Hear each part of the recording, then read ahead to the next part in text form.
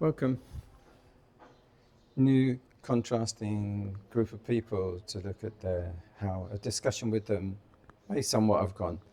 It's a loose guide for people to think about as a sort of mind exercise, just of imagination. We've got leaders today, a lot of leaders.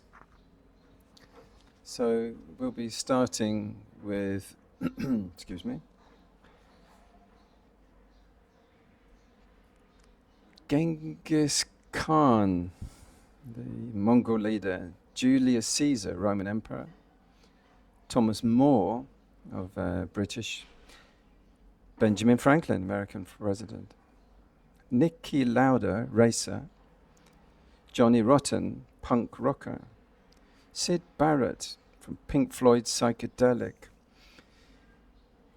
Adam Curtis, the documentary maker, again, Michael Moore, contrasting documentary maker, Muhammad Ali, boxer, Bruce Lee, kung fu expert, Howard Hughes, inventor and films, Howard Carter, explorer of Egypt, Bill Gates,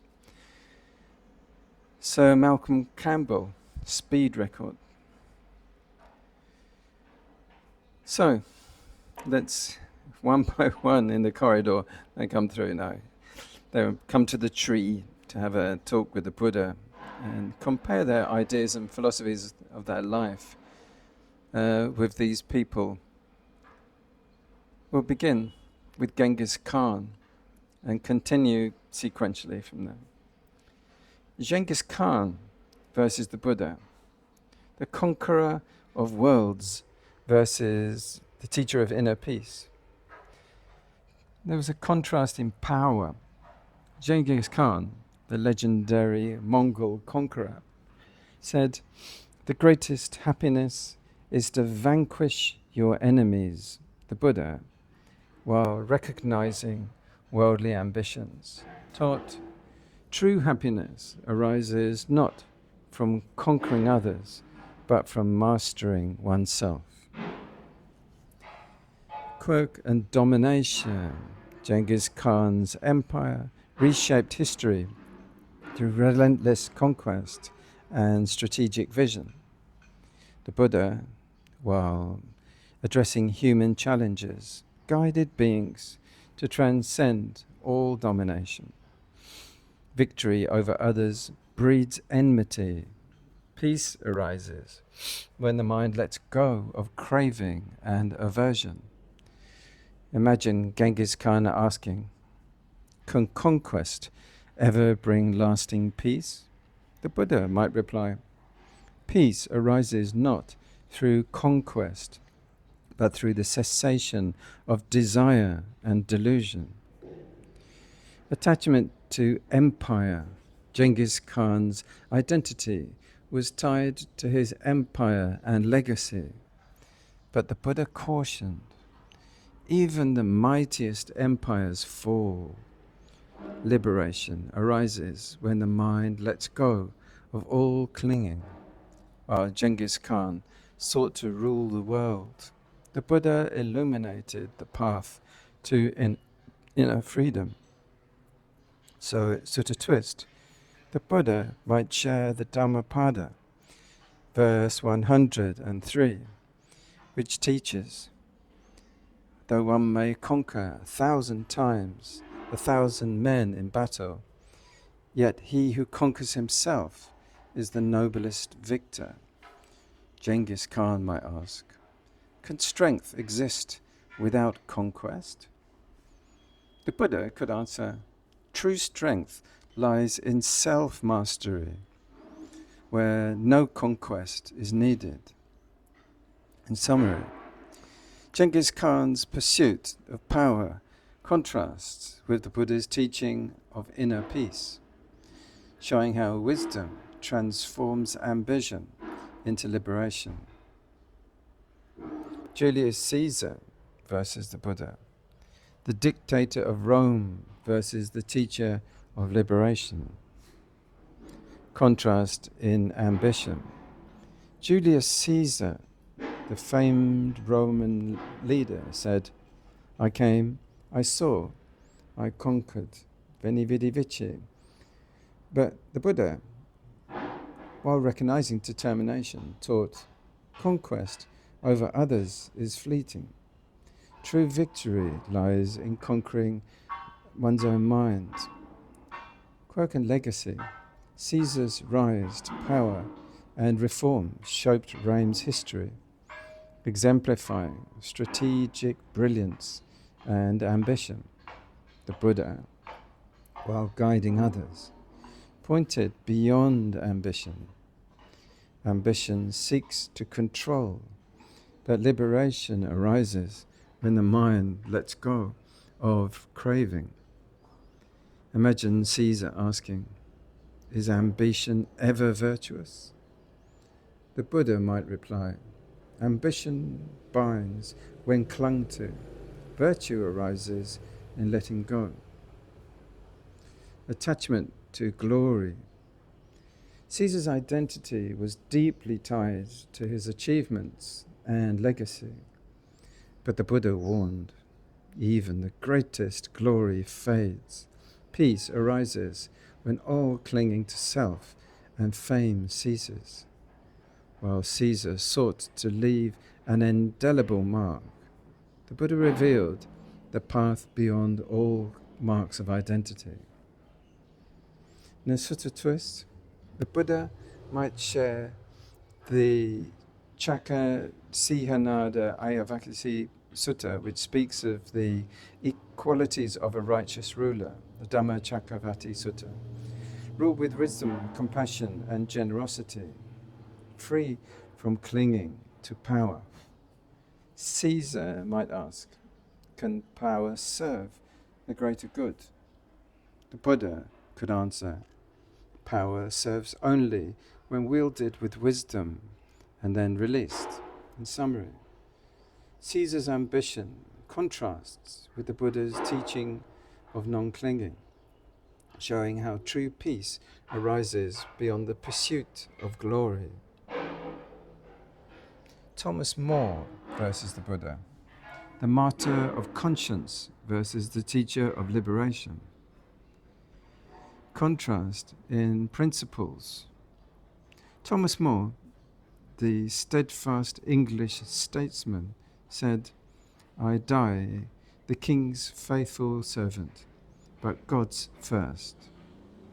The Buddha, while recognizing commitment to principles, taught true service arises not from allegiance to anything or God, but to freedom from attachment to delusion.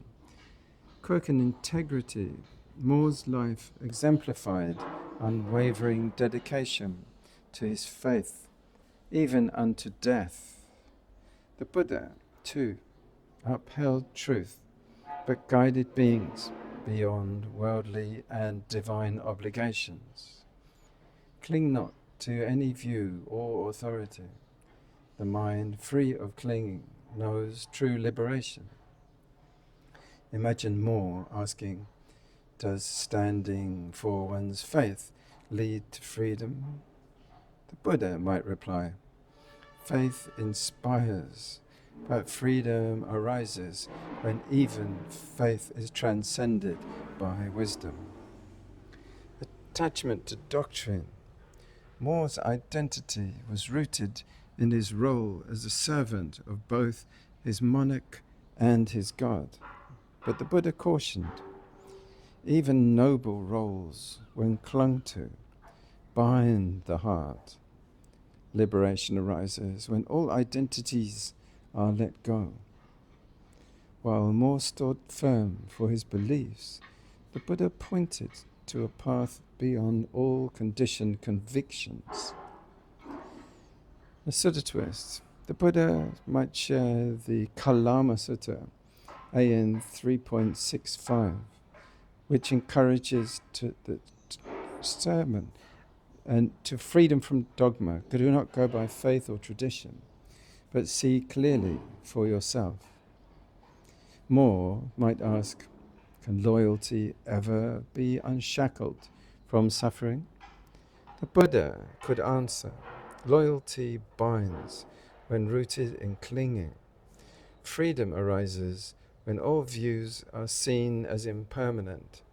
In summary, More's martyrdom contrasts with the Buddha's teaching of liberation, showing how wisdom transcends steadfast devotion to conditioned beliefs and doctrines. Let's continue with Benjamin Franklin, unless otherwise instructed. So let's go on. Let's take a look at the President of America, Benjamin Franklin, and on to various other people. Benjamin Franklin versus the Buddha, the sage of practicality versus the teacher of liberation. In contrast, in wisdom, Benjamin Franklin, the founding father of the United States, said, "An investment in knowledge pays the best interest." The Buddha, while recognizing the value of learning, taught, "True wisdom arises not from accumulation, but letting go of all attachments." Quite in practicality, Franklin's life reflected a balance of curiosity, pragmatism, and service to others. The Buddha, while addressing practical concerns, guided beings to transcend all worldly pursuits. Knowledge inspires, but wisdom liberates. Imagine Franklin asking, "Can curiosity ever lead to peace?" The Buddha might reply, "Curiosity broadens horizons, but peace arises when the mind is stilled." Achievement, attachments. Franklin's identity was tied to his many roles: scientist, inventor, diplomat. But the Buddha cautioned, even noble achievements, when clung to, bind the heart. Liberation arises when all roles are let go. While Franklin sought progress, the Buddha reveals the timeless truth of non-attachment. Sort of twist. The Buddha might share the Saggasata Sutta, MN2, which teaches the abandonment of unwholesome tendencies. Sabbasava Sutta, let go of craving to becoming or achieving, and freedom arises. Franklin might ask, can progress lead to enlightenment? The Buddha could answer, progress inspires, but enlightenment arises beyond all striving. In summary, Franklin's pursuit of knowledge contrasts with the Buddha's teaching of wisdom, showing how insight transcends practical achievement. Nikki Lauda versus the Buddha, the racer of Le Mans versus the Buddha, the teacher of balance, contrast in speed. Nikki Lauda, the legendary Formula One driver, said, "A racing car is an incredible tool, but it's the mind that wins races." The Buddha values the power of the mind, but taught the mind gains true victory when it lets go of all competition and craving. Quirk and precision. Lauda's mastery of control and his return to racing after a life-threatening accident reflect his resilience. The Buddha, while addressing perseverance, guided beings to let go of attachment, control the mind, but let go of the need to dominate or win. Imagine Lauda asking, can mastery bring peace? The Buddha might reply, mastery of the world is fleeting. Mastery of the mind brings enduring peace and attachment to success. Lauda's identity was tied to his victories and precision, but the Buddha cautioned success, when clung to, binds the heart. Liberation arises when all victories are seen as impermanent. While Lauda sought speed in excellence, the Buddha illuminated the path to balance. A Sutta twist, the Buddha might share the Savatthi Sutta SN 35.99, which emphasizes the stillness of a focused mind. When the mind is stilled, peace arises beyond all movement. Lauda might ask, can competition coexist with freedom? The Buddha could answer, freedom arises not in competition, but in letting go of the need to compete. In summary, Lauda's drive for perfection contrasts with the Buddha's teaching of balance, showing how wisdom transcends all striving. Johnny Rotten versus the Buddha, the rebel of punk versus the teacher of harmony.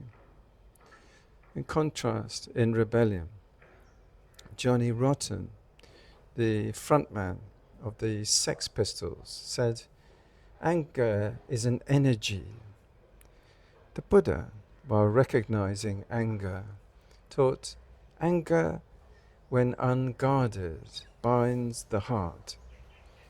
Freedom arises when the mind is guided by compassion. Quirk and provocation. Rotten's punk ethos challenged authority and societal norms, embodying a spirit of rebellion. The Buddha, while addressing this satisfaction, guided beings to transcend anger and aversion. Rebellion without insight leads to suffering. Freedom arises when the mind lets go of all clinging. Imagine Rotten asking, can anger be liberating? The Buddha might reply, anger burns brightly but consumes itself. True liberation arises in letting go. Attachment to rebellion. Rotten's identity revolved around defiance, but the Buddha cautioned, even rebellion, when clung to, binds the heart. Liberation arises when all views and identities are seen as impermanent. While Rotten sought freedom through confrontation, the Buddha pointed to inner peace. In Sutta twist, the Buddha might share the Metta Sutta, SN 1.8, which teaches loving kindness as an antidote to anger. Hatred is never overcome by hatred. It is overcome by love. Rotten might ask, can rebellion coexist with kindness? The Buddha could answer, kindness transforms rebellion into wisdom. In summary, Rotten's rebellious energy contrasts with the Buddha's teaching of harmony, showing how compassion transforms anger into liberation. Sid Barrett versus the Buddha, the psychedelic visionary versus the teaching of clarity. Contrast in perception. Sid Barrett, the enigmatic founder of Pink Floyd, said, I've got a bike. You can ride it if you like.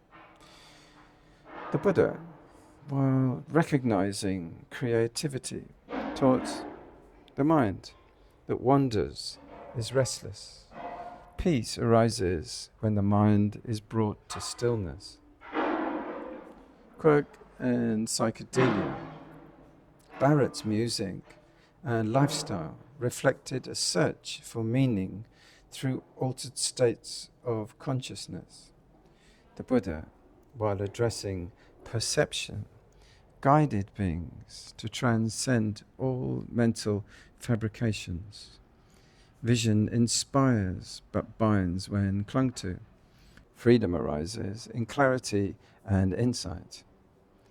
Imagine Barrett asking, can altered states reveal truth? The Buddha might reply, altered states show the conditioned. Truth arises when the mind is free. Attachment to exploration. Barrett's identity was tied to his creative experimentation. But the Buddha cautioned, exploration, when clung to, binds the heart. Liberation arises when all seeking ceases, while Barrett sought transcendence through art. The Buddha revealed the unconditioned. Sutta twist. The Buddha might share the Vedike Sanantara Sutta, NA20, which shows the calming of the mind. When the mind is still, it arises beyond all concepts. Vitaka Santana Sutta. Can thought lead to enlightenment? Creativity inspires, but enlightenment arises in clarity. Summary. Barrett's psychedelic journey contrasts with the Buddha's teaching of clarity, showing how insight transcends altered perceptions. Next, Sir Malcolm Campbell versus the Buddha, the speed pioneer versus the teacher of stillness. Contrast in achievement. Sir Malcolm Campbell, the record-breaking speed pioneer, said, I believe in the ability to achieve the impossible. The Buddha, while recognizing human potential, taught, achievement is fleeting. True peace arises when the mind lets go of striving. Quirk and speed. Campbell's relentless pursuit of speed records reflected his strive to push the boundaries of possibility. The Buddha, while addressing ambition, guided beings to transcend all striving. The mind that races is restless. Peace arises in stillness. Imagine Campbell asking, can speed reveal truth? The Buddha might reply, speed reflects impermanence. Truth arises when the mind is free of craving. Attachment to records. Campbell's identity was tied to his achievements, but the Buddha cautioned, even the fastest accomplishments are impermanent. Liberation arises when all clinging ceases. While Campbell pushed the limits of speed, the Buddha illuminated the timeless path to peace. Sutta twist.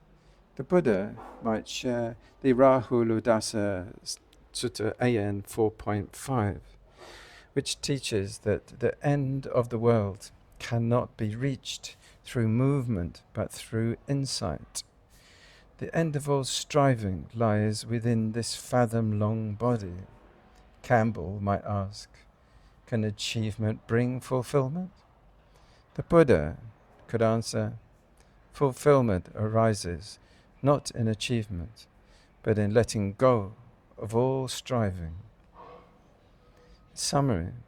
Campbell's pursuit of speed contrasts with the Buddha's teaching of stillness, showing how wisdom transcends all striving.